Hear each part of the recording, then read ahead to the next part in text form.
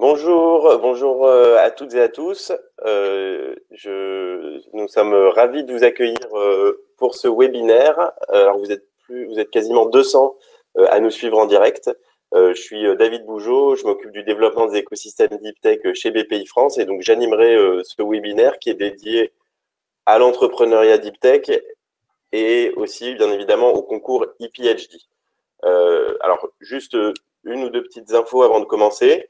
Alors vous êtes nombreux et il y aura une longue session de questions-réponses, donc n'hésitez pas à poser vos questions dans l'onglet qui est dédié aux questions et puis à discuter dans le chat parce que c'est toujours très précieux. Et puis je voulais aussi vous faire part du déroulé. On va démarrer avec une petite introduction à la fois du ministère de la Recherche, de l'Enseignement supérieur et de l'Innovation et de BPI France. Ensuite, je vous ferai une petite présentation du concours ePhD. Et ensuite, il y aura une partie témoignage de la part d'anciens, de lauréats de la première édition du concours et de personnes qui les ont accompagnés. Mais ce sera des témoignages plus larges sur l'entrepreneuriat des jeunes docteurs. Et enfin, on aura toute une série de questions-réponses que vous pourrez à la fois poser vos questions aux personnes qui seront intervenues, qui ont apporté leur témoignage, mais aussi des questions sur le concours ePhD au sens large. Donc, je vais tout de suite laisser la parole à Pascal Ribon et Stéphanie Arabal pour l'introduction. Pascal, je te laisse démarrer. Merci David. Bonjour à tous. Je suis moi aussi très contente de voir que vous êtes aussi nombreux pour ce webinaire de lancement de la deuxième édition du concours ePhD. Je suis Pascal Ribon, directrice Deep Tech, et donc avec mon équipe, nous sommes en charge du déploiement du plan Deep Tech qui a été confié à BPI France il y a bientôt 2 ans. Le plan Deep Tech, ce sont des moyens massifs, 2,5 milliards d'euros qui ont été dédiés à la fois à l'émergence, la création et puis l'accompagnement du développement des startups Deep Tech. Alors, Deep Tech, qu'est-ce que c'est, hein? On jargonne quand on parle de Deep Tech.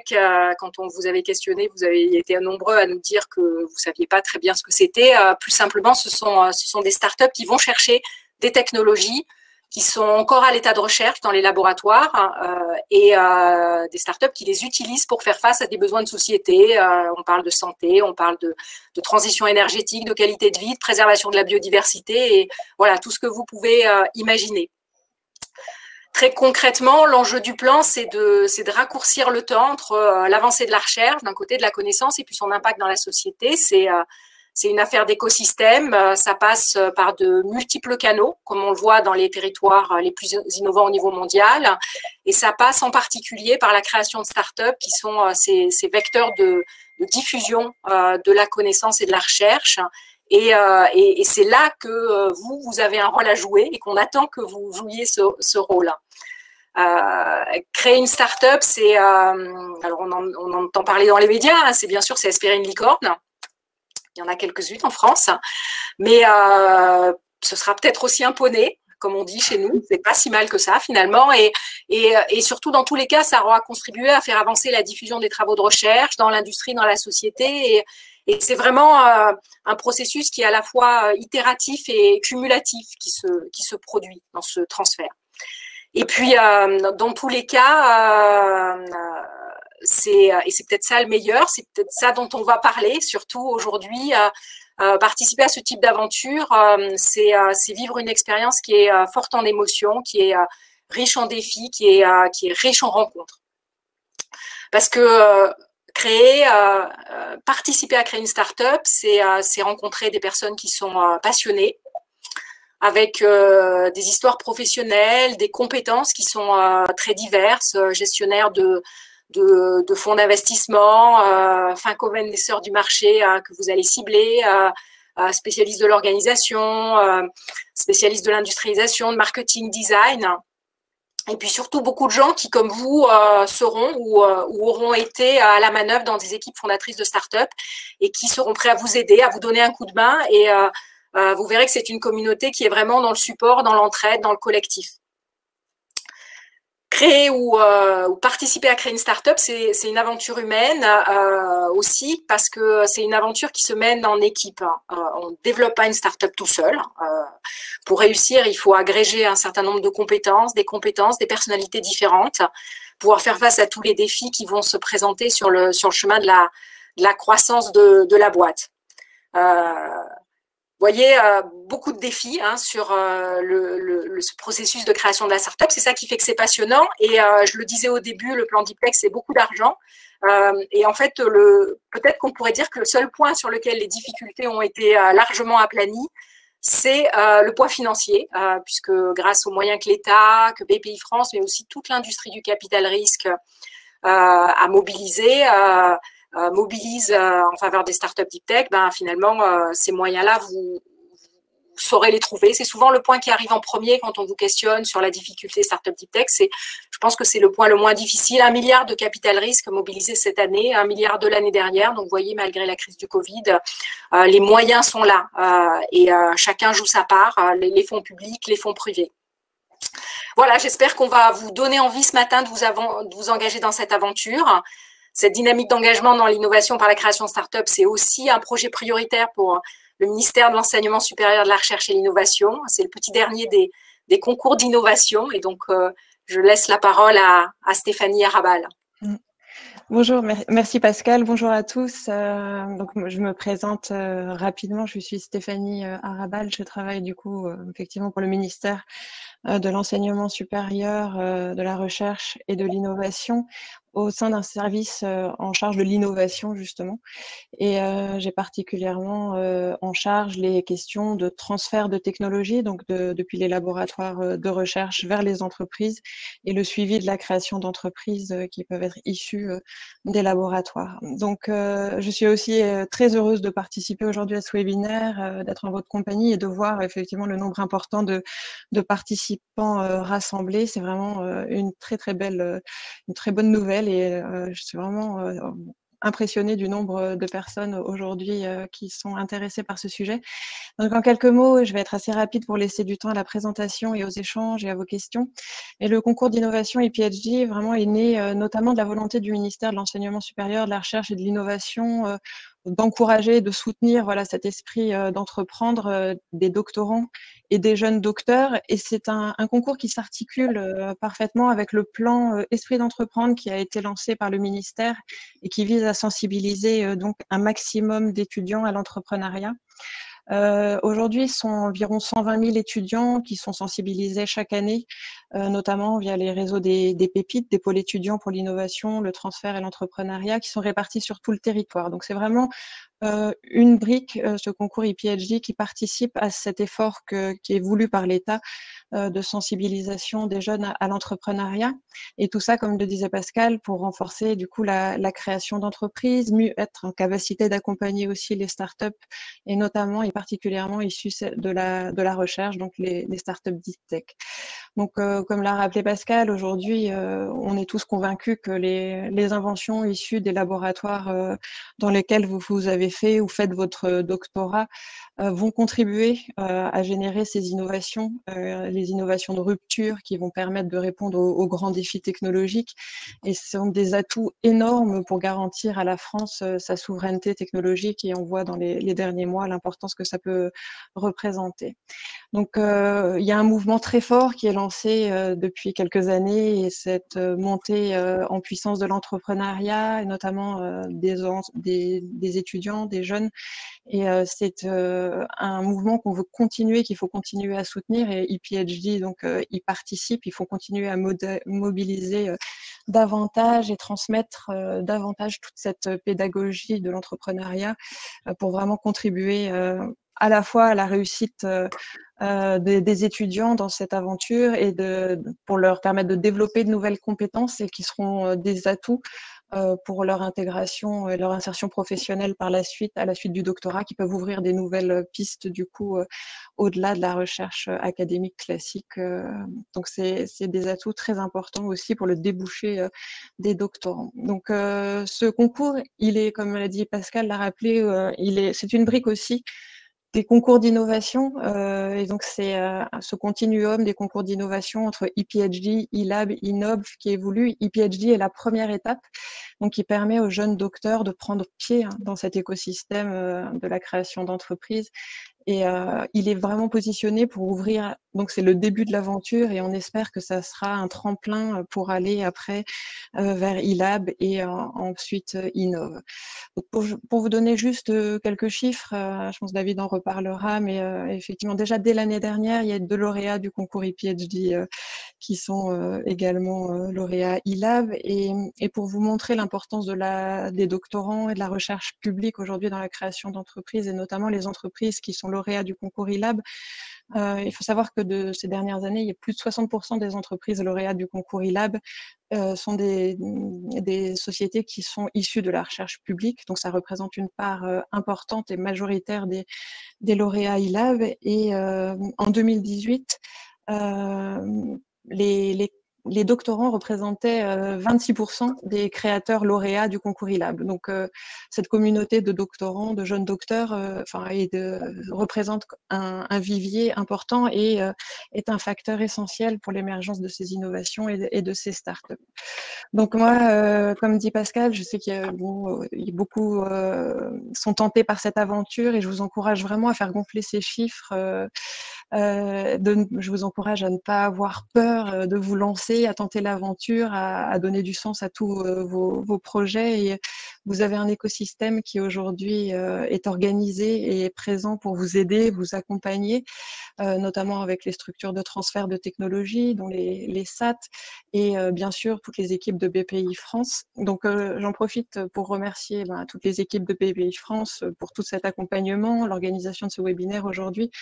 Et je les félicite effectivement d'avoir été en capacité, avec les partenaires aussi du transfert de technologie, pour avoir mobilisé autant de participants et fait qu'il y ait autant de participants aujourd'hui. Donc je vais m'arrêter là. Je vous souhaite à tous un très bon webinaire. Je resterai tout le long de ce webinaire pour répondre à vos questions. Et donc peut-être à plus tard. Merci Stéphanie, merci Pascal. Je vous propose de continuer ce webinaire avec une présentation du concours. On parle beaucoup d'ePhD, on ne sait pas si tout le monde est vraiment très au courant de ce à quoi ça contribue, enfin ce à quoi ça correspond, pardon, et donc c'est l'idée de le présenter maintenant. Voilà, vous me reconnaissez sur la photo. Alors, le concours ePhD est parti d'un constat assez simple, et c'est des chiffres qui sont issus d'une enquête qu'on a réalisée avec PhD Talent récemment, que vous avez peut-être vu passer. Il y a 44% des jeunes docteurs qui envisagent la création de start-up comme une possibilité de poursuite de carrière, avec souvent comme objectif d'avoir un impact à la fois social, environnemental, mais en tout cas un impact sur la société.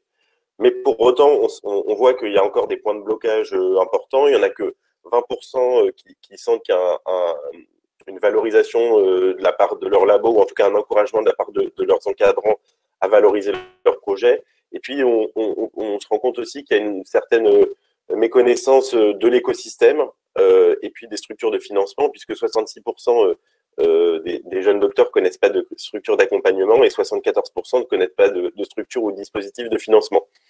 Donc, ça nous fait nous dire, et ça a fait se dire aussi à l'État qu'il y avait un énorme potentiel chez les jeunes docteurs. Et c'est de là qu'est né, c'est entre autres de ce constat qu'est née la volonté d'avancer sur le concours ePhD. Attendez, excusez-moi. Et finalement de créer ce qui est aujourd'hui le premier concours national de l'entrepreneuriat chez les jeunes chercheurs. Et on a remis une citation de la ministre Frédérique Vidal, mais aussi de Cédrico, qui est secrétaire d'État au numérique. C'est vraiment que la volonté de l'État à travers le concours ePhD, c'était d'encourager l'entrepreneuriat des doctorants et aussi la valorisation entrepreneuriale des travaux de recherche. Et ça, c'est une chose qui est très importante, parce qu'il y a vraiment cette notion d'aller mettre ce qui est dans les laboratoires sur le marché. Et puis évidemment, c'est un moyen de toujours aussi mettre en avant tout l'écosystème Deep Tech qui est extrêmement présent auprès des doctorants et des jeunes chercheurs, en particulier à travers les SAT ou les filières des organismes de transfert. Quels sont les objectifs du concours? Il a été lancé en 2019. Il y a 3 grands objectifs. Le premier, comme on le disait, c'était vraiment de montrer d'encourager nationalement les jeunes docteurs à tester le potentiel applicatif de leur projet. Le deuxième, et ça on l'a dit, hein, vraiment d'avoir de montrer qu'il y a une volonté de l'État derrière tout ça. Le deuxième objectif, c'est de permettre à ces projets d'avancer, d'aller un cran plus loin, d'être soutenus, à la fois à travers du mentorat, de la formation, mais aussi beaucoup à travers du réseau, puisque voilà, c'est très important d'être mis en réseau, à la fois avec ses pairs, mais aussi à travers des acteurs de l'innovation. Le troisième objectif, il est aussi très important, c'est de créer une vraie communauté d'excellence des chercheurs entrepreneurs. Pour l'instant, aujourd'hui, on a 29 personnes dans cette communauté, 29 lauréats PhD.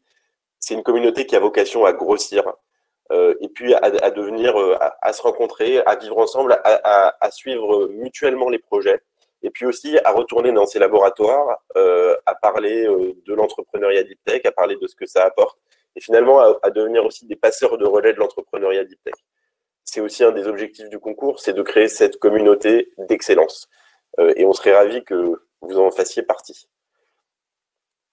Une autre chose qui est importante à avoir en tête, et c'est ce que disait Pascal Ribon juste avant, c'est que le concours ePhD, il n'arrive pas tout seul, il s'inscrit dans le cadre du plan Deep Tech, qui est un plan massif de l'État, opéré par BPI France, pour faire de la France un des leaders de l'innovation de rupture en Europe, et aussi peut-être dans le monde, où il y a plusieurs objectifs. Le premier objectif du plan Deep Tech, c'est vraiment de doubler le nombre de startups Deep Tech qui sortent des laboratoires de recherche. Mais on a aussi envie d'assurer leur croissance et aussi de contribuer au développement et à la consolidation de cet écosystème. Le concours ePhD il vient dans ce premier et dans ce troisième objectif. Et puis on espère que le concours ePhD permettra d'avoir des startups en forte croissance. C'est un plan qui est massif parce qu'il mobilise 2,5 milliards d'euros. Donc le message derrière tout ça, c'est que quand vous montez votre startup, derrière, il y a de l'argent pour financer votre startup, pour vous aider à aller plus loin. Il y a plein de dispositifs qui sont en place et donc le concours ePhD est la première marche. Mais derrière, il y a tout, évidemment, outre tout l'accompagnement qui est proposé par les SAT, il y a aussi tout le financement des startups, des prêts, des subventions, et puis ensuite des investissements assez massifs dans ces startups. Comme le disait aussi Stéphanie Arabal juste avant, le concours ePhD, c'est la première brique du concours d'innovation. La volonté de l'État, c'est, entre guillemets, de vous faire rentrer dans ce continuum à travers le concours ePhD, mais derrière, de ne pas vous lâcher, entre guillemets.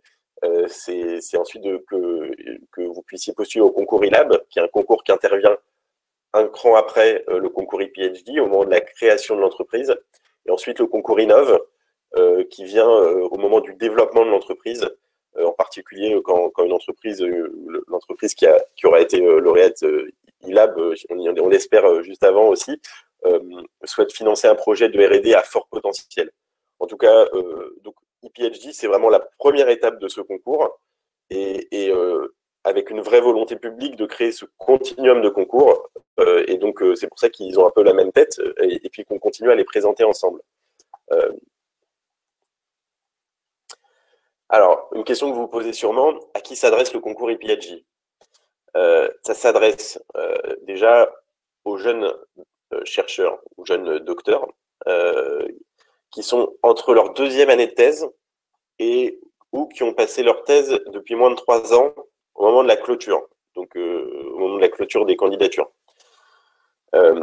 Des doctorants ou jeunes chercheurs qui ont aussi un projet technologique innovant qui est rattaché à un laboratoire de recherche, donc qui sont présents dans un laboratoire de recherche, qui sont accompagnés et qui ont la confiance aussi de ce laboratoire, mais notre volonté, c'est aussi de pouvoir entre guillemets, embarquer vos encadrants dans ce projet.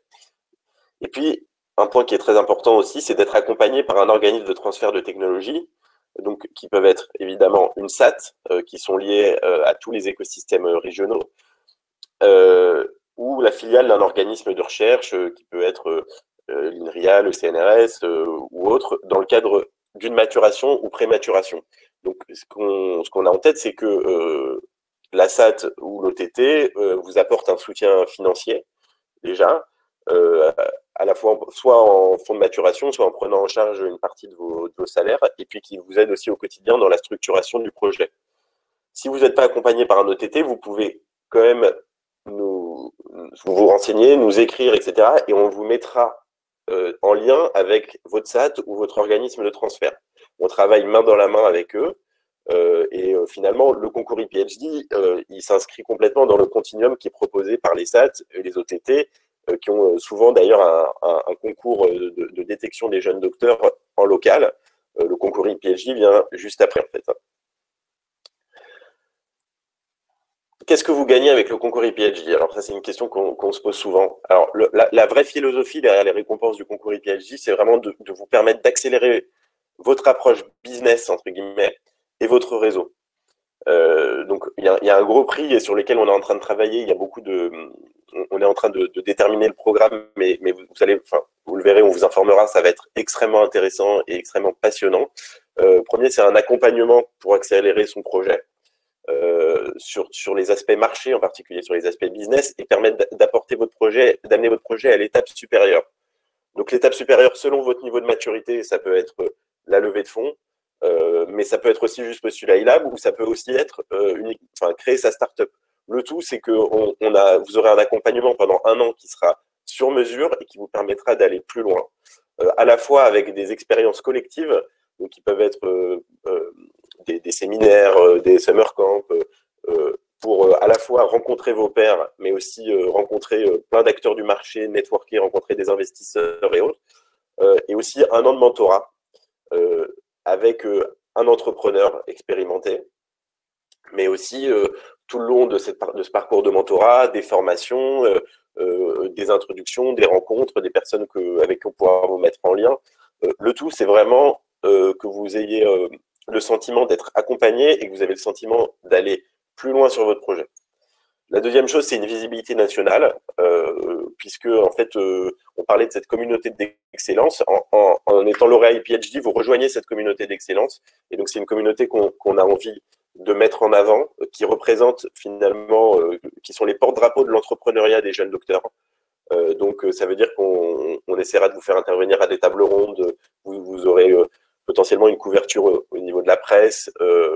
On avait lancé une série de podcasts sur laquelle il y avait des entrepreneurs qui étaient intervenus. Et puis la troisième chose, c'est pour les grands prix, une vidéo de promotion du projet avec l'idée, c'est que vous ayez une sorte de vidéo en design fiction pardon, qui présente votre projet et son impact sur la société, sur lequel vous pouvez communiquer et sur lequel que nous aussi, on s'occupera de diffuser très largement. Ça pourra vous aider dans votre levée de fonds, dans vos pitchs ou autres. Pardon. Alors, le mode opératoire pour déposer votre candidature, c'est l'étape d'après. Globalement, la première chose qu'on peut vous conseiller, c'est de vous rapprocher de votre SAT ou de votre OTT. Mais globalement, parce que c'est eux aussi qui pourront vous donner encore plus d'informations, même si on est à votre disposition. Mais l'idée, c'est bien évidemment de compléter le dossier qui est disponible en ligne sur le site de BPI France jusqu'au 9 mars. Ensuite, votre OTT devra compléter ce dossier avec une lettre de recommandation pour nous expliquer aussi pourquoi il pousse ce projet. Il y aura un jury national en avril-mai qui est composé d'investisseurs, d'entrepreneurs et de personnes de l'écosystème qui va évaluer votre dossier, à la fois sur la qualité de votre projet, c'est une chose, mais aussi sur votre potentiel entrepreneurial. Et donc, on veut vraiment, au-delà du projet, on récompense l'entrepreneur ou l'entrepreneuse. Et ensuite, on a une grande soirée de remise des prix du concours e-PhD et iLab en juillet 2021. Donc, ce sera une remise des prix groupée en compagnie de la ministre de la Recherche. Le bilan de la première édition, alors on l'a diffusé assez largement, on a eu 29 lauréats pour cette première édition, dont 7 grands prix. Alors, on a eu des candidats qui venaient de la France entière, alors beaucoup de la région Rhône-Alpes, avec en particulier via la SAT Linxium de Grenoble et la SAT Plus Alice de Lyon et d'Île-de-France. Mais en fait, cette année, on a vocation à avoir l'ensemble de la France qui est couvert. Et puis, on avait, comme vous le voyez, des secteurs assez variables représentés, avec forcément une composante santé, numérique et énergie qui était très mise en avant. Alors, je vous présente, mais très rapidement, juste 3 exemples de Grand Prix IPLJ pour vous montrer à quel point on est à des niveaux de maturité qui sont différents, mais sur lesquels il y a toujours un apport. On a un premier exemple qui est Théo Perronin, qui est le fondateur de la startup Alice et Bob, qui a bénéficié de l'accompagnement IPLJ cette année, mais qui a en même temps, en cette année 2020, créé sa startup Alice et Bob, qui développe un ordinateur quantique, et qui a été Grand Prix du concours iLab et qui a fait une levée de fonds de 3 millions d'euros. Donc là, on est dans le cas d'un lauréat très mature, et donc finalement, en un an, il a passé plusieurs étapes. On a Gaël Maten, et excusez-nous pour la petite coquille, mais c'est sur le projet Vibiscus, qui en 2020 a été lauréat IPLJ, a créé sa start-up. Et puis on voyait dans une interview là que pour l'année prochaine, il vise à recruter 9 personnes, et puis d'ici 2 ans, à lever 1 million d'euros. Donc, entre guillemets, il suit son projet de start-up, ça avance, et c'est parfait. Et puis on a Emeline Richard-Millot, qui est du projet Glycoflux, par exemple, qui a été Grand Prix aussi, qui a bénéficié cette année de l'accompagnement du concours IPLJ. Et puis en 2021, là, qui espère rentrer en incubation, et puis qui s'apprête aussi à créer sa start-up. Donc il fait à une étape, entre guillemets, qui est pas dans les mêmes temps que peut l'être Théo, mais en fait, c'est pas important. L'important, c'est qu'à la fin, si vous lancez votre start-up, vous en soyez sûr, vous ayez aussi toutes les cartes en main.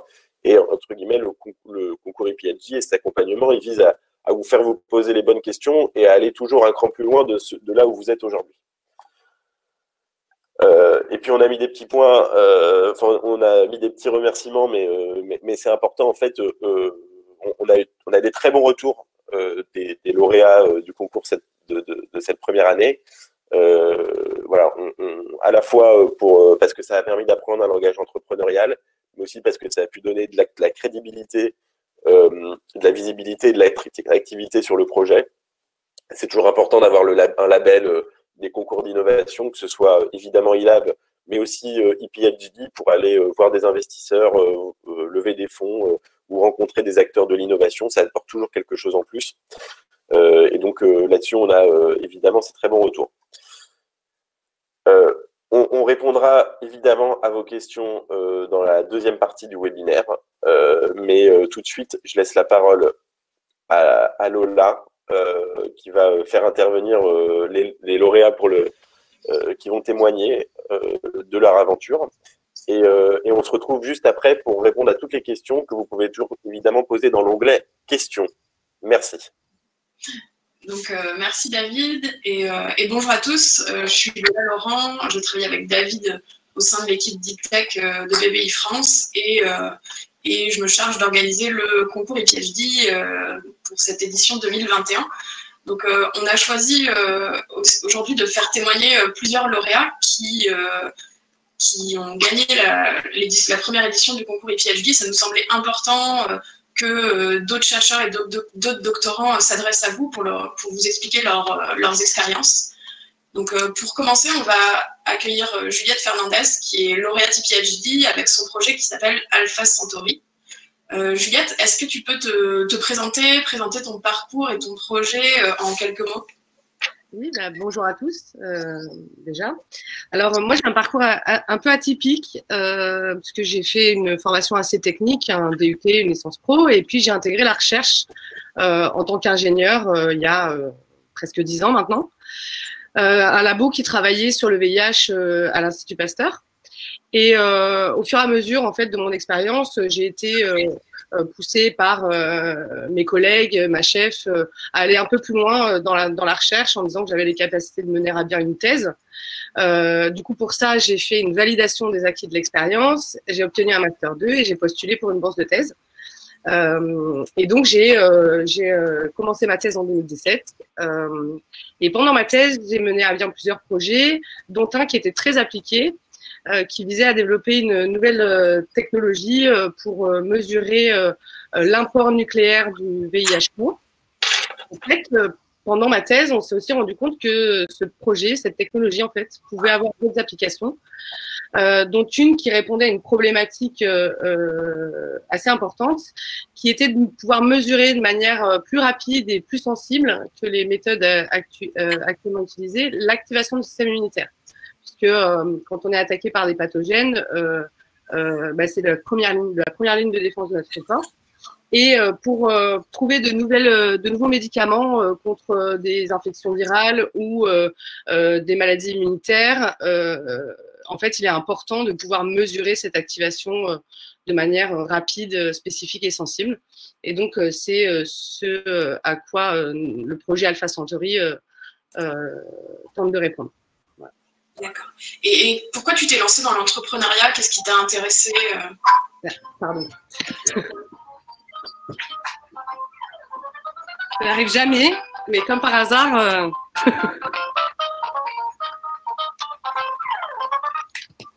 Désolée, les aléas du direct. En fait, avant ce projet-là très appliqué, j'avais jamais pensé à l'entrepreneuriat en fait. C'est vraiment dans le cadre de ma thèse et de le développement de cette technologie que j'ai commencé à me dire que ce serait bien de le porter hors du labo, qui serve à quelque chose pour la communauté scientifique en général, qu'elle soit publique ou privée. Et en fait, c'est vraiment le fait d'avoir été accompagné par une SAT pour porter donc sur un programme de maturation qui a fait que j'ai commencé à me dire ça pourrait être super de pouvoir porter ce projet hors du labo en créant une start-up issue de cette technologie. D'accord. Et pourquoi tu as décidé de candidater au concours ePhD et qu'est-ce qu'au final ça t'a apporté avec un an de recul maintenant? Alors, en fait, j'ai découvert par hasard le concours, un mail transféré par le CNRS à tous les instituts. Et j'allais soutenir ma thèse. En fait, j'ai soutenu en novembre 2019. Donc, ça collait avec ce fameux mail pour présenter ce nouveau concours ePhD. Et on avait eu un programme, donc pour l'année suivante, un programme de maturation avec la SAT, et ça collait donc parfaitement au niveau timing, de pouvoir en parallèle avoir peut-être la chance de gagner PhD et être accompagné sur la création d'entreprises innovantes, apprendre le langage entrepreneurial, tout ça, et le programme de maturation pour savoir si, après ce programme de maturation, j'avais les clés et l'envie de porter le projet en dehors du labo. Et du coup, c'est vraiment ce que m'a apporté ePhD en fait. J'ai eu la chance du coup d'avoir accès à une formation délivrée par l'école polytechnique sur la création d'entreprises innovantes, qui m'a permis de découvrir ce que c'était que la création de start-up innovantes, qu'est-ce que c'était d'aller se confronter au marché, aux clients potentiels. Donc c'était hyper structurant pour le projet, même pour le projet de maturation en lui-même. Et en fait, j'ai beaucoup aimé la Learning Expedition. Donc, on est parti une semaine entre lauréats, vraiment pour donc créer un réseau entre nous, mais aussi challenger nos différents projets avec des workshops, des témoignages d'entrepreneurs qui étaient plus ou moins avancés dans la création de leur entreprise, et aussi les moments de détente entre nous où on pouvait parler de nos projets respectifs et où on en était, parce qu'en fait on était tous plus ou moins avancés à des degrés de maturation différents, et du coup c'était hyper intéressant de savoir où est-ce qu'on allait aller, quelles difficultés on pourrait rencontrer, etc. Et en fait c'était toujours dans un esprit d'équipe, en fait, sans filtre, où on disait tout ce qu'on a rencontré, les gens avec qui on a parlé, etc. Donc, ouais, c'était hyper structurant pour le projet de création d'entreprise, en fait. D'accord. Et plus largement, si tu devais donner un conseil à des jeunes chercheurs qui souhaitent entreprendre, ce serait quoi? Je pense que la thèse ou la fin de thèse, c'est vraiment... pour moi, c'est un peu le moment idéal, on va dire, pour se lancer. Si on a une envie et qu'on a envie de porter son projet de thèse, ses recherches en dehors du labo, c'est un peu le moment idéal, on va dire, parce que c'est pas une fois qu'on a fait 3, 4, 5 postdocs, voilà, c'est peut-être plus difficile de se lancer à ce moment-là. Et en fait, aujourd'hui, on a de la chance d'avoir, enfin, il existe beaucoup de structures d'accompagnement, que ce soit les SAT ou au sein des tutelles comme INSERM Transfert ou le service innovation du CNRS. Enfin, on a beaucoup de possibilités de pouvoir être accompagné. Et je pense qu'il ne faut pas hésiter à se lancer. On n'a rien à perdre au final. Hein, on a tout enfin, je pense qu'on a tout à y gagner. Et du coup, ce serait bête de pas oser. Et puis finalement, avec la crise sanitaire, il y a quand même un point positif qui est que les visioconférences, ça s'est complètement démocratisé. Du coup, c'est beaucoup plus facile de rencontrer des gens, même si on est en Bretagne ou moi à Montpellier, par exemple, de rencontrer des gens qui sont sur Paris, parce qu'on se dit toujours, c'est surtout à Paris que j'aurai des possibilités. Et en fait, maintenant, avec les visioconférences, on arrive facilement à accéder à beaucoup d'informations et à beaucoup de gens. Du coup, on se sent vraiment soutenu dans ces projets-là, donc il ne faut pas hésiter à se lancer, quoi.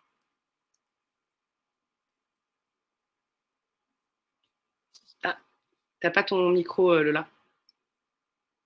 Effectivement, je n'avais pas mon micro. Donc, il y a une question pour toi qui est, d'après ton expérience, c'est quoi les étapes à suivre pour transformer sa thèse en un projet de start-up?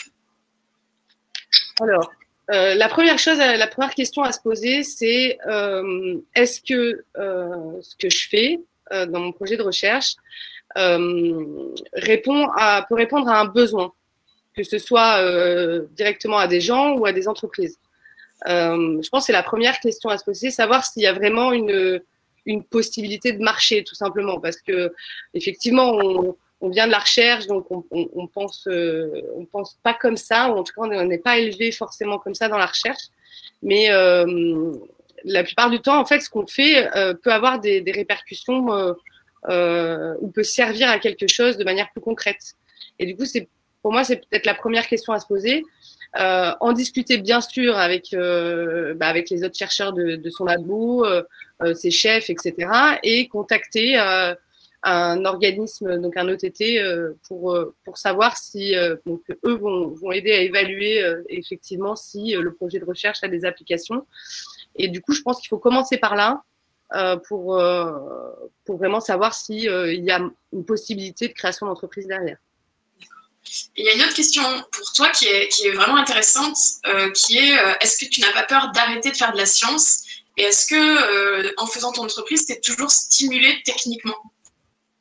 Alors, pour l'instant, oui, parce que je suis encore en train de terminer le programme de maturation, donc je fais tout en même temps. Là, je suis sur le projet de création d'entreprise et puis je continue les manips. Après, je pense tout dépend de la vision qu'on a et du rôle qu'on veut se donner dans l'entreprise. Il n'est pas exclu de cofonder son entreprise avec quelqu'un qui a un profil un peu plus business ou qui se sent plus à l'aise sur ces questions-là. Et du coup, toujours garder en charge le côté un peu scientifique. Moi, ça me fait pas peur plus que ça parce que je pense que en ayant toujours cette vision scientifique, etc., sur l'entreprise, voilà. Effectivement, on change de travail, mais je pense que c'est une question d'affinité et d'envie, en fait. Donc, si vraiment on n'a pas envie d'arrêter les manips, on va peut-être pas se lancer tout seul dans la création d'entreprise, effectivement. Mais on peut toujours faire valoriser ces travaux de thèse par des collaborateurs ou des cofondateurs qui ont un profil un peu plus business que scientifique. Ok. Bon, merci beaucoup, Juliette. On va passer au deuxième témoignage. Et de toute façon, si je ne me trompe pas, tu restes jusqu'à la fin pour continuer à répondre aux autres questions. Oui, je pourrais toujours répondre dans le chat, dans la partie questions, si vous en avez d'autres. Merci beaucoup. Alors, maintenant, on accueille Erwan Panier, qui est aussi lauréat et PhD avec son projet qui s'appelle Spark, et Delphine Marciac, qui est chef de projet maturation à la SAT Paris-Saclay et qui l'a accompagné pour sa candidature. Bonjour. Alors, bonjour à tous. Donc, Erwan, je vais te poser la même première question qu'à Juliette. Est-ce que tu peux te présenter et présenter ton projet en quelques mots, s'il te plaît? Oui, carrément. Alors, Spark, c'est un projet de production d'hydrogène à partir de gaz de déchets. Donc, moi, au départ, je suis ingénieur de formation à Centrale Paris en 2014 et j'avais fait une formation assez énergie. En fait, mon combat, c'est le changement climatique, la transition énergétique. Et j'ai poursuivi ça par une thèse à Paris-Saclay jusqu'en 2019 sur une technologie de plasma froid. Donc, c'est des éclairs contrôlés qui servent à casser des molécules et en l'occurrence des molécules de CO2. Et en fait, la raison pour laquelle j'ai fait ça au départ, c'était vraiment pour travailler sur des technologies de rupture appliquées en l'occurrence à l'énergie.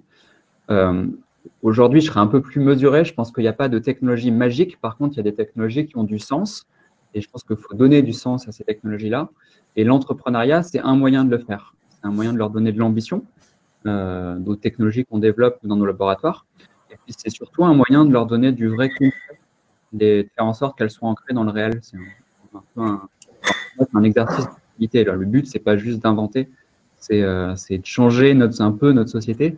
Donc, il faut s'y confronter le plus vite possible et c'est ça que permet l'entrepreneuriat. Et du coup, j'ai créé, enfin, on n'est pas vraiment créé, mais lancé le projet Spark Cleantech sur cette idée-là. Donc, utiliser les mêmes technologies de petits éclairs contrôlés que j'avais développés pendant ma thèse, cette fois-ci pour produire de l'hydrogène à partir de gaz de déchets. Sachant qu'on a la capacité, et ça c'est assez unique, d'extraire le carbone du cycle et donc d'avoir de l'hydrogène qui est carbone négatif. Et donc aujourd'hui, on va vers l'hydrogène comme, on entend beaucoup parler comme carburant de la mobilité lourde de demain, mais surtout ce qu'on vise, c'est tous les petits usages industriels, et il y en a partout en fait de l'hydrogène, dans la chimie, dans l'agriculture, dans l'industrie. Qu'on peut nous remplacer par notre solution. C'est ça qu'on va chercher. Donc, voilà en quelques mots. Ça m'a amené à faire PhD en 2009. Je sortais à ce moment-là d'une prématuration avec la SAT qui est représentée par Delphine juste à côté. Et aujourd'hui, on démarre sur une maturation de la SAT en parallèle. Ok, merci Erwan. Du coup, toi, Delphine, tu es chef de projet maturation à la SAT Paris-Saclay. Peut-être redéfinir ce qu'est qu'une SAT pour commencer, parce que je ne sais pas si les 200 personnes qui sont connectées en ce moment le savent, et ensuite nous expliquer comment aujourd'hui tu accompagnes le projet d'Erwan.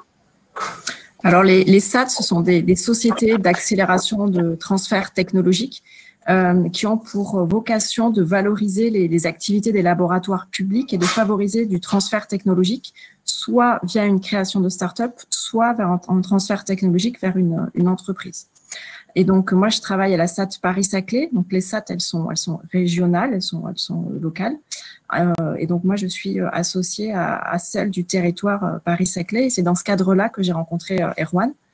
D'abord sur un petit séminaire qu'on organise pour les doctorants qui s'appelle les Valocamp. Donc, c'est un séminaire qui dure quelques jours et l'idée, c'est « et si je crée une entreprise ?» Et donc, on leur fait découvrir toutes les thématiques, la propriété intellectuelle, les questionnements sur le marché, les financements. Et c'est vrai que c'est une activité de « je joue le jeu de est-ce que j'aimerais jouer ce jeu entrepreneurial ?» Manifestement, ça a plu à Erwan parce que l'année d'après, il a répondu à notre appel à projet Jeune Docteur, donc à la SAT Paris-Saclay, et avis d'ailleurs aux candidats qui nous écoutaient, si vous souhaitez avoir un financement SAT Paris-Saclay l'année prochaine, on a un appel à projet Jeune Docteur qui est vraiment dédié aux jeunes docteurs. C'est une année de financement de salaire et de consommables, en fait, pour faire une POC, pour mûrir votre thèse, pour aller confronter vos projets au marché et pour consolider la propriété intellectuelle. Donc, c'est vraiment consolider l'actif technico-économique et propriété intellectuelle. Donc, j'ai accompagné Erwan dans ce projet-là par rapport à cette prématuration qu'on appelle appel à projet Jeune Docteur. Et donc, ça s'est toujours bien passé. Erwan a eu envie de continuer à travailler avec la SAT Paris-Saclay. Et il a répondu à un autre appel à projet qui est l'appel à projet maturation. Donc, c'est un appel à projet qui est pour le coup beaucoup plus importants avec des financements de quelques centaines de milliers d'euros. L'objectif, c'est vraiment d'aller faire la démonstration de concept et la POC technologique. Donc, effectivement, on a vu Erwan à plusieurs étapes de maturité de son projet et on l'a accompagné et on continue à l'accompagner depuis quelques années maintenant. Alors, merci beaucoup Delphine. Erwan, est-ce que tu peux nous expliquer le rôle qu'a joué le concours ePhD dans ton parcours? Ouais. Alors, en fait, quand on démarre un projet comme ça, c'est surtout quand on sort juste fraîchement dans la labo, c'est facile d'être perdu. Il y a des opportunités de financement, de jalons, de structuration, d'étapes. Et donc, c'est important d'avoir un cadre et une structure. Et je pense que pour moi, va beaucoup aider à structurer ça. D'une part, par l'accompagnement qui nous a été permis au PhD, donc en l'occurrence que j'ai fait avec une organisation qui s'appelle Deep Tech Founder, en parallèle de la SAT. Et puis aussi, il y a un côté réseau qui est extrêmement important. Il va falloir très vite rencontrer d'autres gens qui ont d'autres expériences, trouver des business développeurs, trouver un CEO éventuellement. Et donc, pour ça, ePhD, c'est aussi l'occasion de faire parler du projet pour permettre comme on fait là tout de suite, aussi de ramener d'autres gens, d'autres profils qui vont pouvoir aider. Le dernier point, c'est aussi préparer la suite et s'inscrire dans les structures et en particulier les financements. Aujourd'hui, on prépare iLab. C'est effectivement beaucoup plus simple une fois qu'on a compris un petit peu tout l'écosystème Deep Tech en France qui a été mis en place de pouvoir définir facilement sa stratégie. Et donc là, on est à 1 an après finalement le concours ePhD. C'est quoi les prochaines étapes pour toi et ton projet? Eh ben, c'est pour faire le lien avec ce que vient de dire Delphine. On démarre tout juste, donc il y a 1 mois, un programme de maturation qui est porté par la SAT, financé par la SAT. Donc on a 2 ans maintenant pour prouver que ce qu'on a fait et qui marche en conditions labo va marcher en conditions réelles. Et ensuite, les étapes après, c'est grossir, c'est passer à l'échelle. Donc on cherche un partenariat pour faire un démonstrateur industriel de notre technologie en 2023. Donc c'est une levée de 3 millions vraisemblablement à ce moment-là. Voilà les étapes. Et c'est aussi étoffer l'équipe, recruter un profil industriel plus qui a une expérience en TD en industrie, parce que c'est là-dessus qu'on s'engage et que nous, on n'a pas cette expérience en interne. Et voilà pour les grandes étapes du projet. Ok, merci beaucoup Erwan. Delphine, toi, tu as l'habitude d'accompagner des projets en prématuration et en maturation. C'est quoi le conseil que tu donnerais à un jeune chercheur qui souhaite se lancer dans l'entrepreneuriat?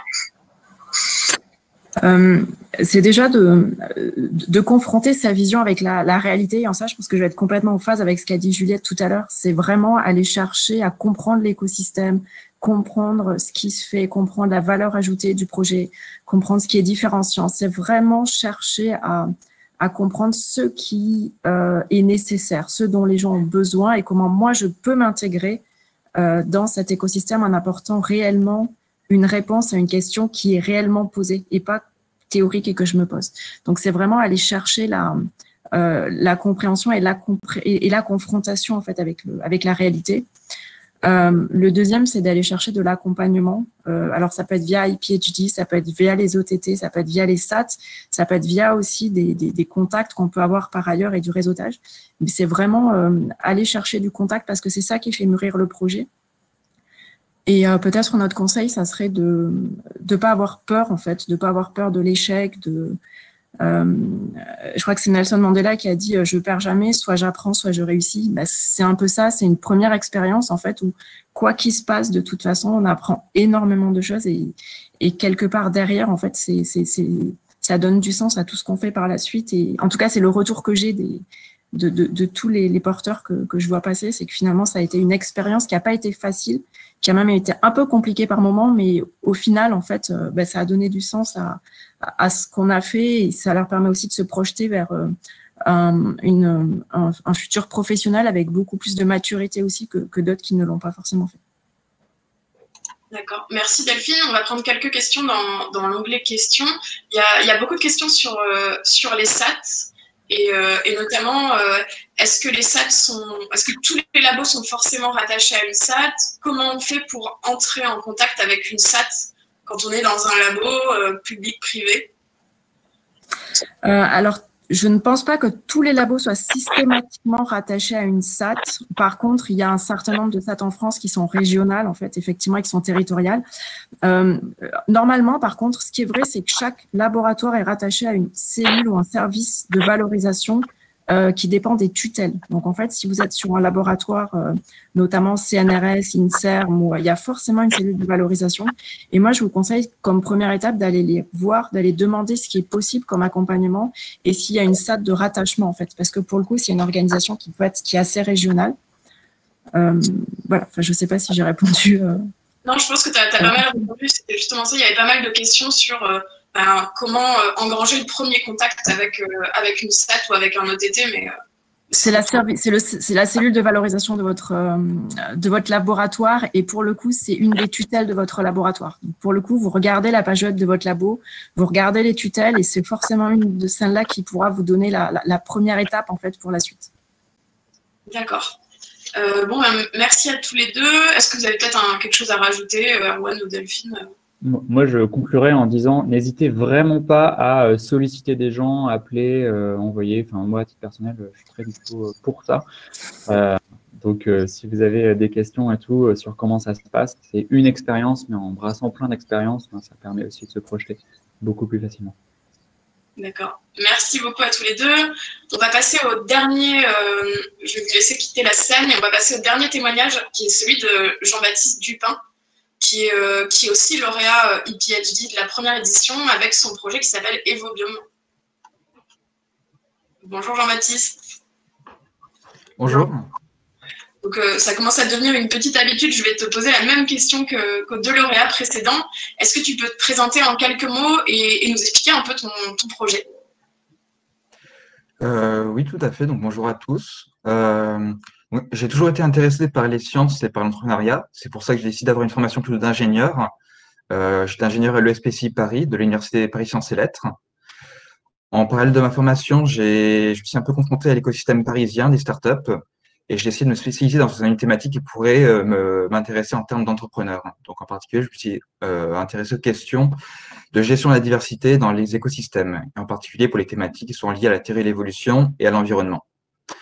D'un point de vue technique, en tant qu'ingénieur, je me suis spécialisé en microfluidique et ça m'a permis de trouver une thèse à l'ESPCI en 2014 où j'ai pu essayer d'appliquer mes idées et les développer.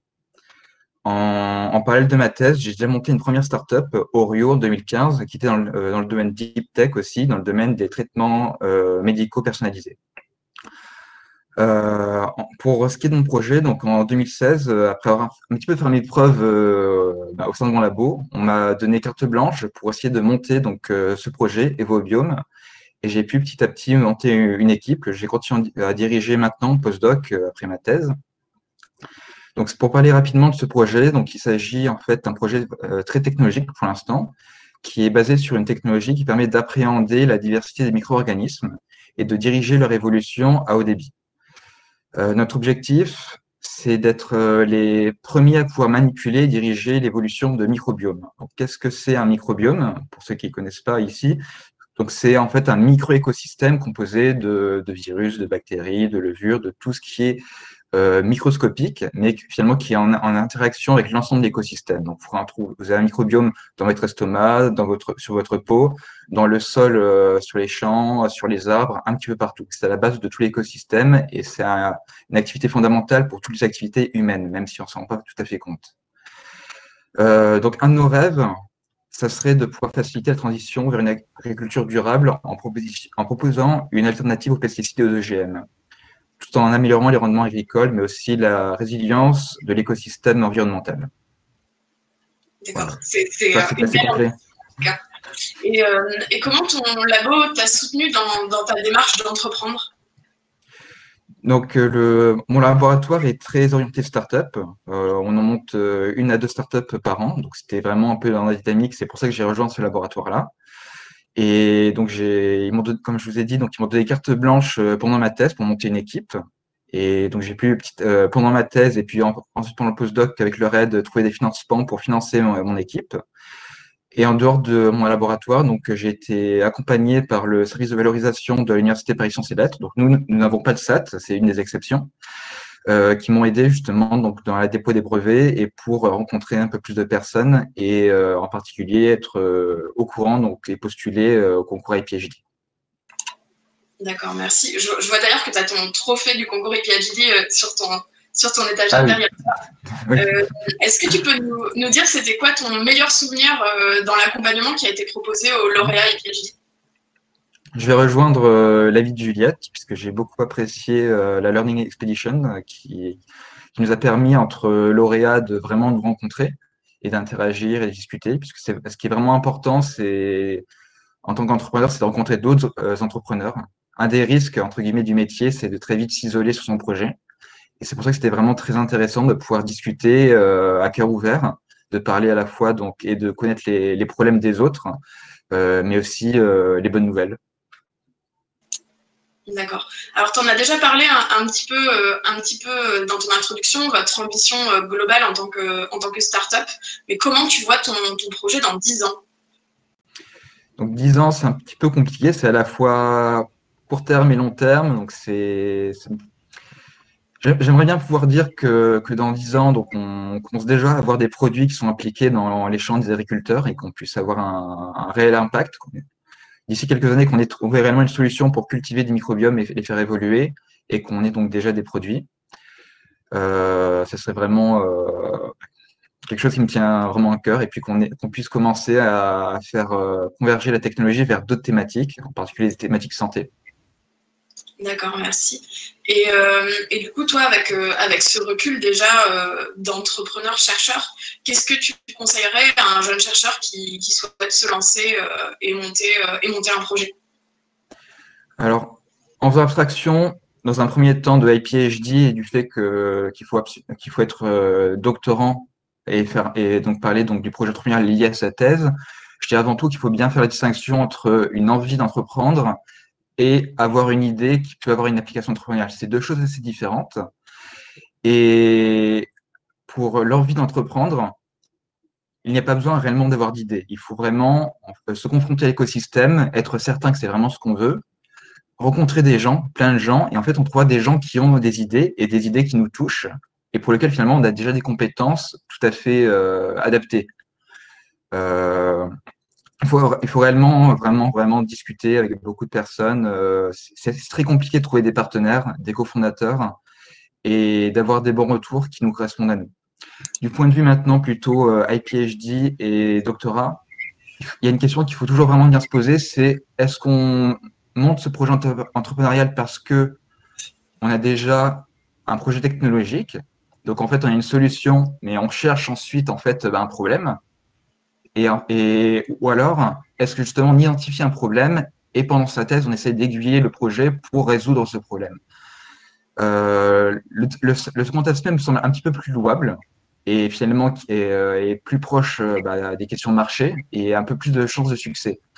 J'ai un petit peu l'impression que si on cherche à tout prix à faire converger un projet de doctorat vers un projet de start-up sans vraiment se confronter au marché ou à se poser la question est-ce que c'est vraiment une solution à un vrai problème, on risque à un moment donné d'arriver dans un mur, peut-être un petit peu tard, malheureusement, après plusieurs années. Et c'est vraiment un des gros écueils à éviter. Et ça ne nous empêche pas d'apprendre beaucoup. Il ne faut vraiment pas hésiter à se lancer et à rencontrer les gens, à discuter. Et si vous avez une idée, ne la gardez pas pour vous.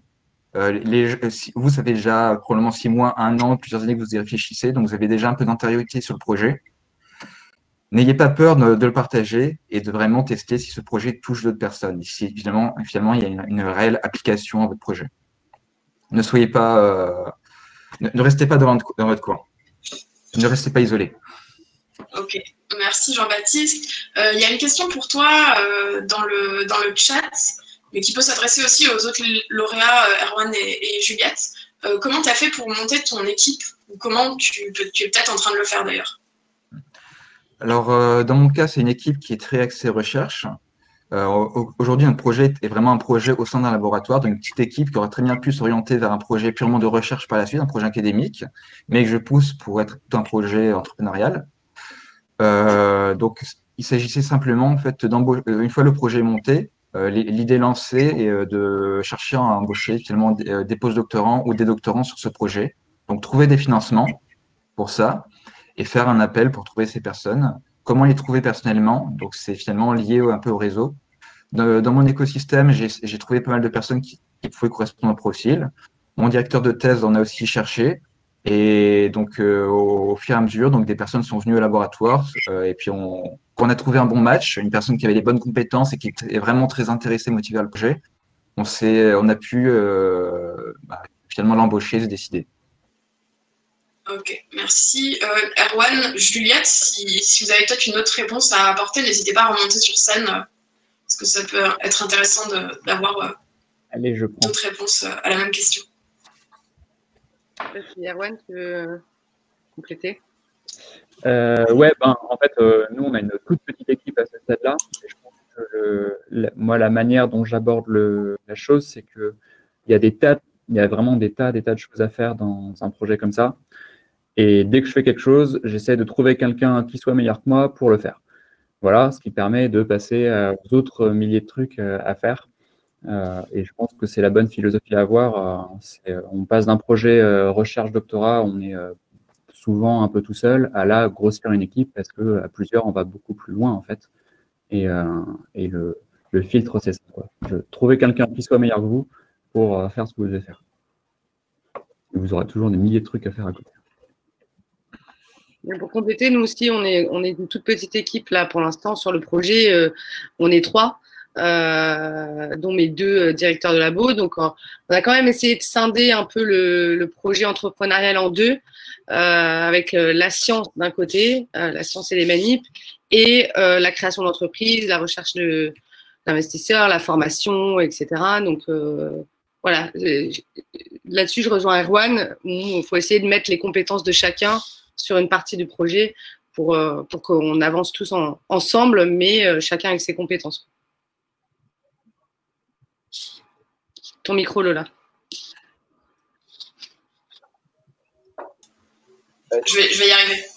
Il y a une question complémentaire à ça qui est, en tant que docteur, est-ce que vous êtes sensibilisé justement à l'embauche des jeunes docteurs?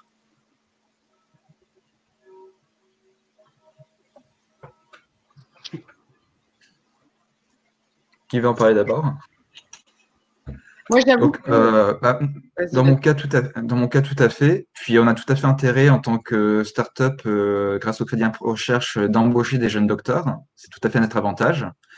Et c'est important d'avoir une équipe relativement dynamique. Il faut des personnes qui ont du réseau et de la bouteille, donc ce ne sera pas forcément des jeunes docteurs, mais il faut aussi pouvoir embaucher des personnes tout à fait compétentes et qui sont encore dans une optique de certaines plasticités intellectuelles, qui peuvent facilement bouger d'une chose à une autre de manière très agile.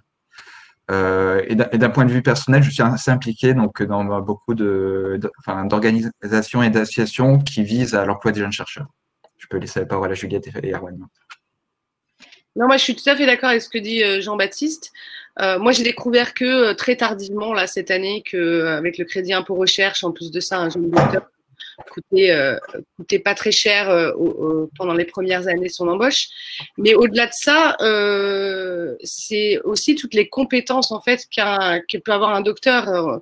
Il a appris à mener à bien un projet, à avoir donc cette plasticité, à pouvoir gérer plusieurs choses en même temps.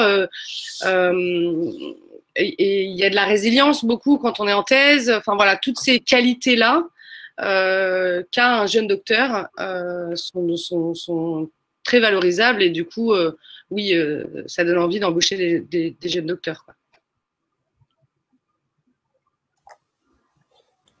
Je n'ai rien à rajouter. Alors, j'en profite là pour repréciser. Alors Lola l'a précisé dans le chat. Hein, maintenant, on peut passer à la partie questions-réponses. Donc, n'hésitez pas à voter pour les questions qui vous intéressent le plus. Et on y répondra si elles ne sont pas déjà répondues. Il y a un point qui revient souvent dans les questions, c'est la partie revenus et salaire. Alors on nous demande voilà comment. Il y a Ludovic qui demande comment vous gérez les blancs de salaire entre la fin de la thèse et le démarrage de l'entreprise. Il y avait quelqu'un qui demandait si Juliette tu te versais un salaire. Comment vous anticipez cette partie financière et comment vous la gérez actuellement? Alors, moi, en ce qui me concerne, j'ai commencé à répondre dans la partie question, mais moi, ça s'est enchaîné directement. Donc, à la fin de ma thèse, j'ai commencé le mois d'après le programme de maturation. Donc, je suis actuellement payée comme ingénieure sur ce programme de maturation. Mais effectivement, le programme de maturation arrivant à sa fin et la création d'entreprise n'étant pas encore faite, je sais qu'il va y avoir une période de chômage.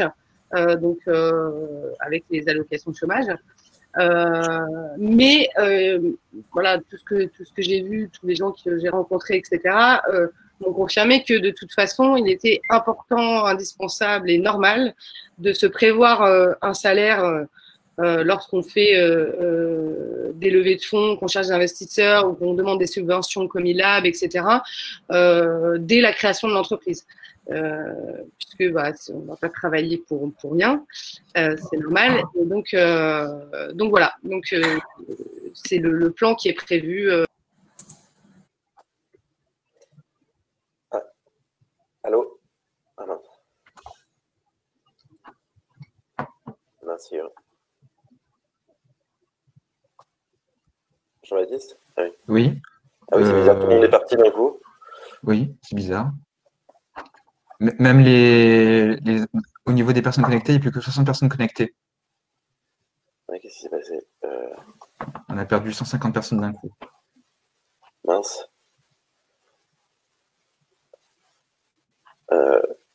Alors, est-ce que vous nous, est-ce qu'on nous entend dans le chat? Est-ce que dans le chat vous pouvez mettre si vous êtes présent? Peut-être qu'il y a eu un petit bug. Ah, je crois qu'il y a des gens qui se reconnectent. Alors, moi, je vous propose de continuer. Hein, et voilà, s'il y en a qui sont prêts. Alors, on a un petit problème technique apparemment. Pour les personnes qui sont présentes, Jean-Baptiste, comment tu gères ta partie financière? Aujourd'hui, on n'a pas encore créé de start-up, donc c'est vraiment de la gestion finalement de laboratoire, c'est répondre à des appels à projets, se financer sur des ANR, sur des appels pré-maturation, maturation. L'idée, c'est vraiment de mettre, comme on finance donc 4 personnes au sein de l'équipe, c'est pour chaque personne identifier un projet clair pour pouvoir répondre à un appel vraiment lié à son projet à lui. Mais effectivement, donc je joins Juliette quand on montrait la startup, donc probablement donc au courant de 2021, il faut absolument donc prévoir une enveloppe pour les levées de fonds pour nous financer. Parce qu'à ce moment-là, on ne pourra plus du tout faire appel à l'argent public. D'accord. Alors je crois alors je reprends, mais je pense qu'il y a des gens qui se sont reconnectés. Là, ça revient. Ça se revient. Là, on revient voir plusieurs. Alors si les autres, voilà, ça revient. Si les autres participants sont là, n'hésitez pas à revenir sur scène. Alors, je continue à faire. Il y a des personnes qui reviennent. De retour. Erwan, j'en profite pour aussi te poser la question financière parce que je pense que ça intéresse aussi beaucoup les participants. Est-ce que chez vous, comment c'est géré et comment c'est anticipé? Très bonne question. Moi, c'est un cas un petit peu particulier en fait qui ressemble à celui finalement de Juliette. On démarre maintenant, il y a un mois, un programme de maturation SAT. Donc pendant les 2 prochaines années, je suis embauché et l'autre ingénieur aussi comme ingénieur de recherche. Donc il n'y a pas de problème qui se pose de ce côté-là. Par contre, la vraie question, c'est comment financer les autres membres de l'équipe et en particulier toute la partie plus business développement, où là, il y a moins d'opportunités dans l'écosystème Deep Tech pour aller faire du financement initial avant de faire une levée. Et donc, on se dirige vers une levée pour ça, en particulier. D'accord. Je sais pas si Delphine, tu voulais ajouter un mot là-dessus? Alors, j'avoue que j'arrive et il y a eu une coupure, donc je ne sais pas exactement quelle était la question. En fait, tout le monde se reconnecte au fur et à mesure. Là, on Voilà. est reparti à 150 personnes, mais… Ok. La question, c'était sur le financement en cours de projet. En fait, nous, c'est un peu pour ça qu'on a créé les appels à projets jeunes docteurs à la SAD Paris-Saclay pour permettre en fait un financement d'une année après la thèse et avant d'entrer en maturation, parce que souvent les jeunes docteurs n'ont pas forcément la maturité en fait à la fois technique, économique, propriété intellectuelle. Enfin, ils ont déjà mené leur thèse pendant 3 ans, c'est déjà beaucoup. Donc, on peut pas leur demander d'arriver avec une maturité nécessaire pour aller candidater à un appel à projet maturation, par exemple. Donc, nous, l'idée, c'est d'avoir une année effectivement de relais pour qu'ils se préparent et qu'ils entrent vraiment pleinement dans ce milieu de l'entrepreneuriat et du transfert techno à l'issue de leur thèse. Et ensuite, derrière, ils répondent à un appel à projet maturation. Ce qui donne… Alors, on essaie autant que faire se peut d'enchaîner. Alors, cette année, il y a quand même eu les aventures du Covid qui ont un tout petit peu posé des soucis de jointure, de bout de contrat. Et voilà, on est sensible à ce sujet. On essaie, dans l'idéal, de faire qu'il n'y ait pas trop de trous de financement. Mais c'est vrai que c'est un sujet qui est délicat. Très bien. Alors, je suis désolé, je ne vois plus les questions. Alors, voilà, on a un petit bug technique, mais on va y arriver. Alors, il y a une question, peut-être que c'est le moment aussi d'en parler, qui est assez votée. Si l'entreprise réussit, quel pourcentage de l'entreprise possédez-vous? Alors, je ne sais pas si ça s'adresse au SAT, à BPI France. Je vais répondre pour BPI France, en tout cas. Sachez que, évidemment, en étant lauréat du concours IPHD, on ne prend aucune part dans votre entreprise. Maintenant, je laisse les SAT répondre. Alors, enfin, c'est pas les SAT, mais c'est effectivement, enfin, quand il y a un projet qui est accompagné par une SAT et plus globalement par les SAT travaillent en tutelle avec les services de valorisation et les grands organismes. Et effectivement, il y a un transfert technologique d'un actif de propriété intellectuelle, des résultats de votre thèse vers votre start-up. Et donc ça veut dire quelque part la négociation d'une licence. Et donc, dans le cadre de la négociation d'une licence, il y a une transaction financière qui peut être sous forme de revenus, qui peut être sous forme d'une prise de participation. Ça, c'est vraiment au cas par cas des projets, au cas par cas des segments, au cas par cas des résultats.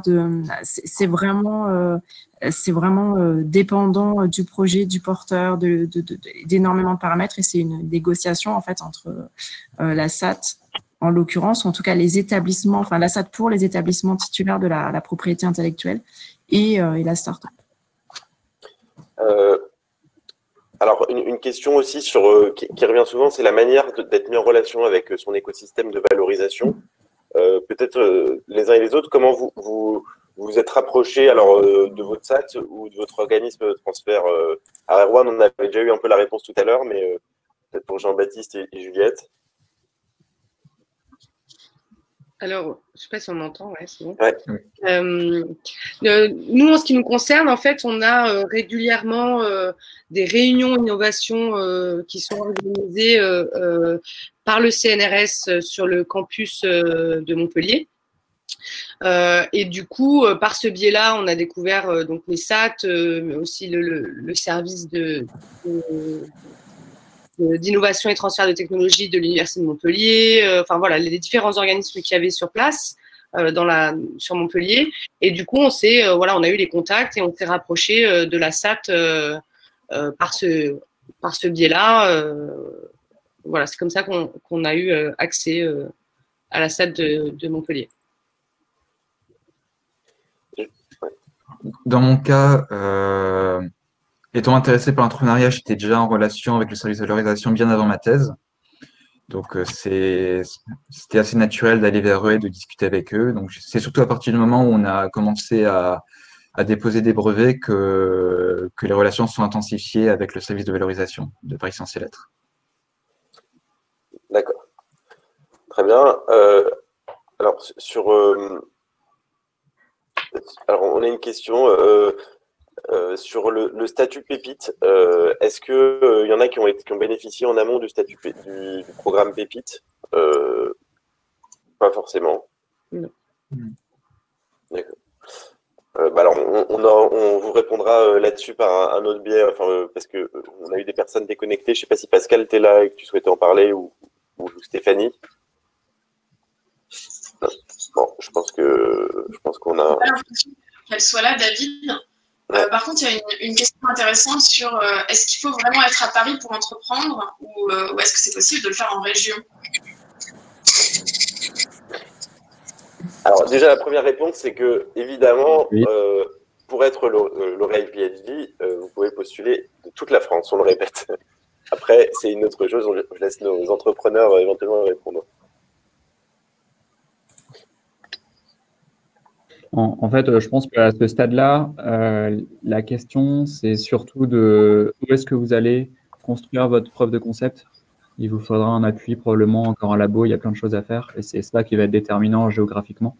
Moi, ma BizDev, elle est côté Bordeaux, nous, notre labo est à Paris, ça n'empêche pas de travailler quand même.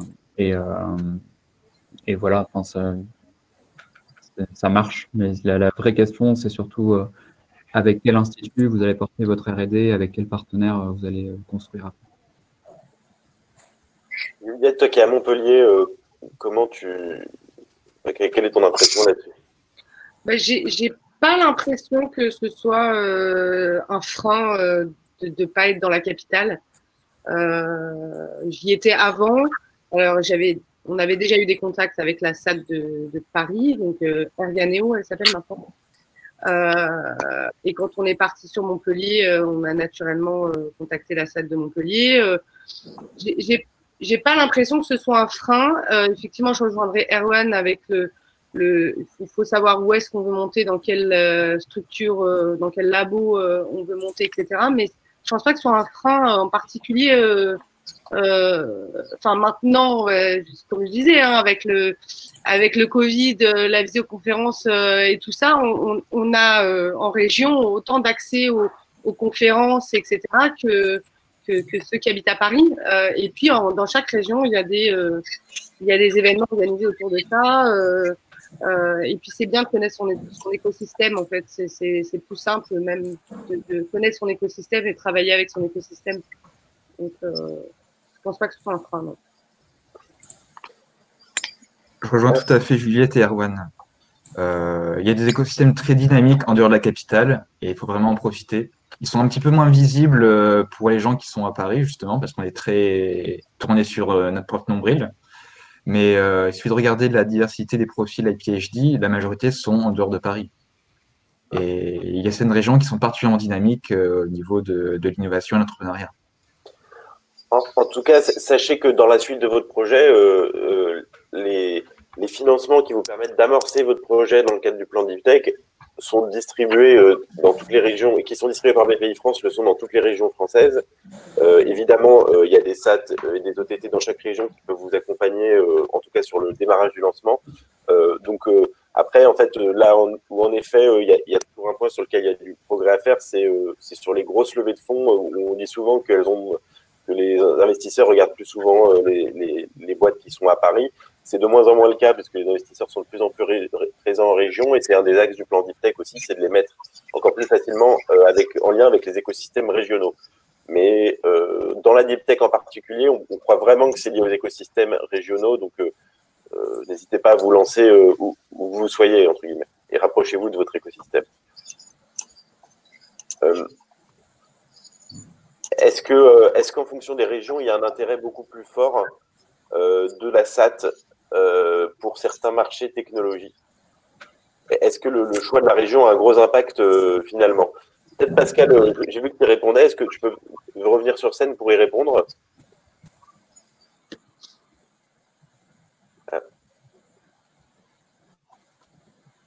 Faut que tu cliques sur aller sur scène. Oui, en fait, c'est vraiment lié à la situation de l'écosystème, c'est-à-dire est-ce que sur le territoire, il y a des laboratoires de recherche qui sont particulièrement dynamiques sur tel ou tel sujet? Est-ce qu'il y a un secteur industriel qui est porteur et qui est soutenu, par exemple, par les collectivités territoriales. Voilà, donc c'est pas une stratégie de SAT. On voit que les SAT sont assez, quand on regarde les investissements, c'est assez ouvert en fait, hein, et c'est généralement on a des investissements maturation dans l'ensemble des domaines. Mais par contre, en termes de capacité ensuite à être embarqué et à pouvoir être en relation avec des acteurs, ça dépend de l'écosystème régional. Donc c'est un point qu'il faut regarder. Nous, on a vu que certaines jeunes startups se changer de région de façon à pouvoir se rapprocher d'un écosystème industriel ou d'acteurs de recherche qui étaient plus en phase avec leur cœur de métier par rapport à celui sur lequel ils émergeaient. Voilà, donc ça se construit dans les rencontres avec les autres partenaires. On est vraiment sur des logiques d'écosystème larges. Alors, on avait une question de Coralie qui a été répondue, hein, mais je pense que c'est important de le redire aussi auprès de tout le monde. Est-ce que l'idée ou la technique à l'origine de la création de la start-up doit être déjà bien avancée, brevetée, publiée ou non, et à quelle étape du processus peut-on postuler à votre concours? Alors peut-être d'ailleurs laisser Delphine ou Pascal répondre, ou un des entrepreneurs. En tout cas, il n'y a pas de besoin d'être breveté. Hein. Ça, c'est important à avoir en tête.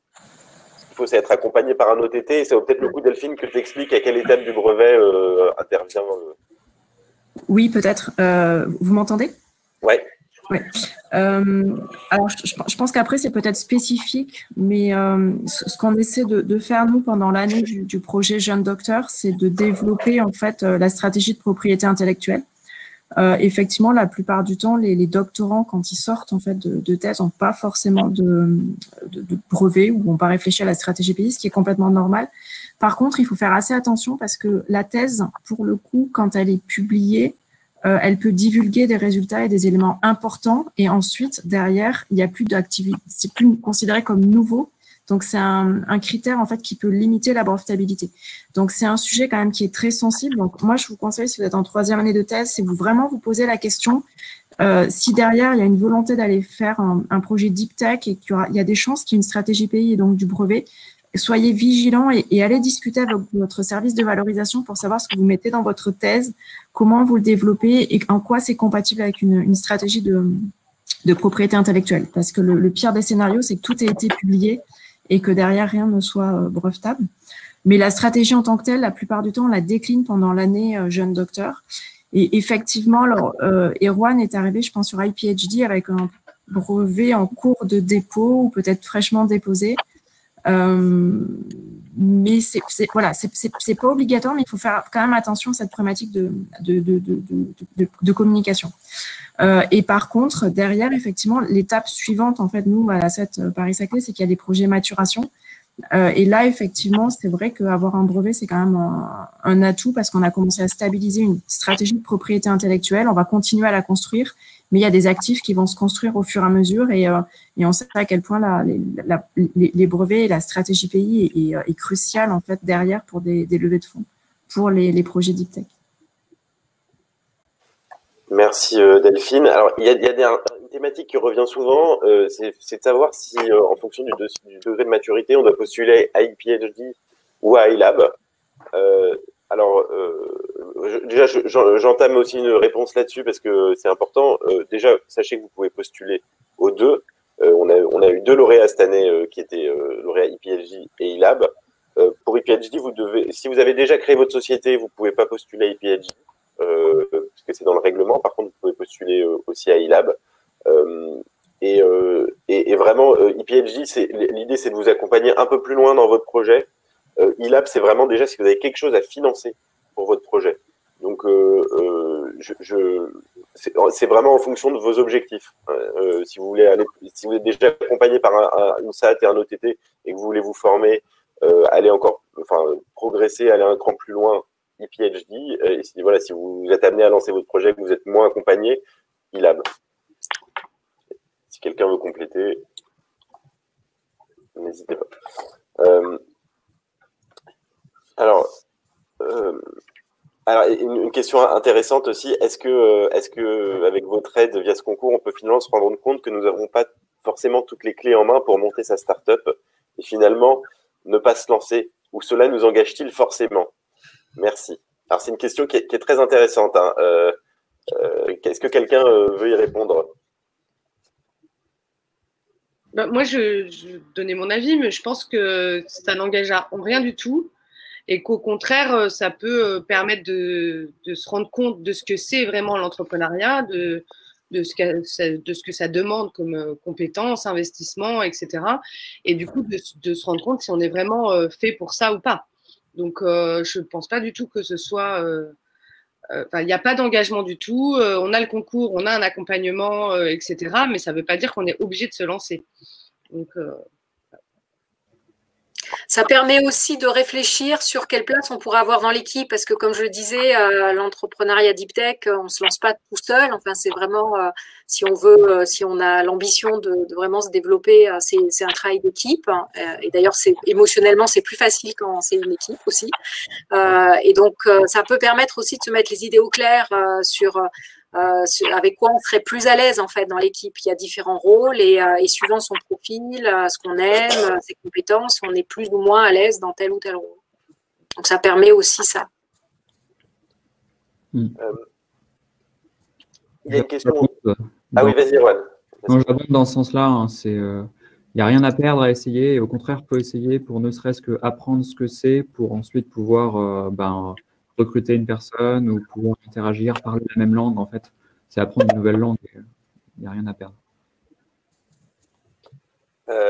Il y a une question qui est revenue à plusieurs reprises aussi sur la volumétrie de candidats et de lauréats. Il faut savoir que l'année dernière, on avait 29 lauréats. Alors comme c'était l'année du lancement, on avait retenu, on va dire, un dossier sur deux, enfin, ou moins. Après, notre objectif, c'est à la fois d'avoir plus de lauréats et d'augmenter le taux de sélectivité encore plus, même si les dossiers de cette année étaient super. Sachant qu'on est sur un vivier qui reste aussi malgré tout un peu limité, puisqu'il faut déjà avoir passé la sélection d'être accompagné par un OTT. Donc, c'est déjà des bons dossiers, entre guillemets.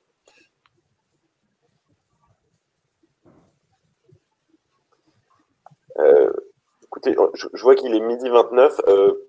Je crois qu'on arrive peut-être au bout de l'exercice, parce qu'on est aussi sur les dernières questions. Et puis, en fait, le temps, on arrive sur la fin du webinaire. En tout cas, c'était super parce qu'il y a eu beaucoup de monde. Alors, il y a eu une petite coupure à un moment, on a perdu du monde et on a vu que beaucoup se sont reconnectés. Donc, ça prouve qu'il y avait un vrai intérêt sur le sujet. Ce qu'on va faire aussi, c'est qu'on va vous faire parvenir un mail avec un lien pour un questionnaire auquel vous pouvez répondre, qui vise à la fois à savoir si vous avez des questions complémentaires, si vous souhaitez être mis en relation avec votre OTT, l'OTT de votre région, et ainsi de suite. Je pense que Jean-Baptiste, Juliette et Erwan sont très disponibles aussi pour répondre à vos questions, donc n'hésitez pas à les solliciter sans les spammer, mais je pense qu'on entend qu'il y a beaucoup d'envie de réponse. On organisera un autre webinaire sur le sujet avant la clôture du concours IPHD, pour répondre encore à d'autres questions et parler encore plus des résultats et des récompenses. Et en tout cas, on remercie vraiment tout le monde d'avoir été présent et on est vraiment touché par l'intérêt qu'il y a pour le concours. Ça nous pousse encore plus à renforcer toutes les actions de sensibilisation vers les doctorants et les jeunes chercheurs. Pascal, est-ce que tu souhaites conclure aussi ? Merci à tous. Merci à tous ceux les lauréats des années précédentes et puis à Delphine aussi de s'être mobilisés pour ce webinaire. J'espère qu'on vous aura donné envie de postuler, qu'on vous aura mieux fait comprendre en fait tout cet environnement. Sachez en tout cas que les acteurs sont multiples pour vous aider sur ce chemin et puis c'est la voie la plus courte entre vos travaux de recherche et leur impact dans la société. Voilà, donc n'hésitez pas. Comme le disait Erwan, il y a rien à perdre et il y a beaucoup de choses à gagner humainement et puis socialement. À bientôt. Merci. À très bientôt. Merci, au revoir. Merci à tous, au revoir.